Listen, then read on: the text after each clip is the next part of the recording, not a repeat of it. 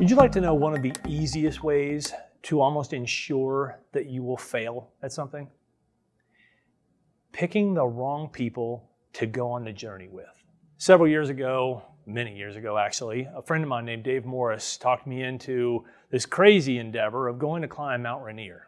So if you've ever been to Seattle and you look to the south, you see this gorgeous monolith of a mountain called Mount Rainier. It's snow-covered year-round. It's absolutely beautiful, and I highly recommend you seeing it if you're ever in the area. But you can actually climb this mountain too. It's not a traditional climb in the sense of hand-over-hand roped up rocks. It's more of a long slog with ice axes and boots and crampons and rope teams. And it can be very dangerous. People have died on the mountain because it's populated with ice crevasses and pretty steep falls, and the penalty for failure can be severe.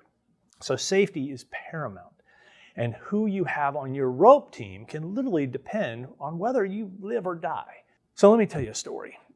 As part of this Mount Rainier journey, you hike from 5,000 feet at kind of the base area to 10,000 feet to when you go with RMI, Rainier Mountaineering. It's a great company, but if you go with them, they actually have a hut about 10,000 feet where you bed down for the evening and get up really early and start the summit bid the next morning.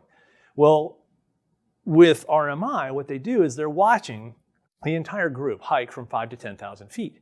And while they're watching you sort of make your way to this midpoint on the mountain, they're trying to assess who are the stronger climbers and who are the weaker climbers. And then they make rope teams accordingly.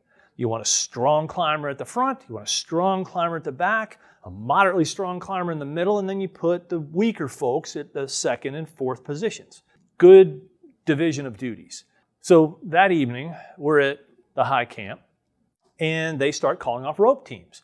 And one of the things that I had noticed as I was going from 5,000 to 10,000 feet is that there were some people in this long line just climbing from 5 to 10. There were some people that were having a great time. There were some people that were talking and telling jokes, and there were some people that were just complaining, and they were saying how hard it was and how sore they were. I just thought, wow, it must be bad to have that kind of attitude. Didn't think much more about it, except for the fact that one of the complainers ended up on my rope team. He actually ended up in the third position. Somehow the guides thought 1 and 5 were the strongest. They put this particular guy at space number 3. They thought I was one of the weaker climbers, and so they put me in space number 4. And so you're roped up to these people who now have your life in their hands and vice versa. And about 1 o'clock in the morning, you start the hike for the summit, about 10,000 feet to go to 14. Well, we're about an hour into this, and this guy is complaining the entire time. Literally, I'm cold, I'm tired, I can't see, there's wind blowing in my... He complained for an hour solid. And then we stopped, and we continued, and he complained for the next hour and 45 minutes solid until we got just past what they call Disappointment Cleaver. Aptly named, by the way. We get to the top of Disappointment Cleaver after listening to this guy gritch for an hour, 2 hours and 45 minutes at this point. And so my guide, the head of the rope team, he's going down the line. Do you have any doubts? Do you have any doubts? Do you have any doubts?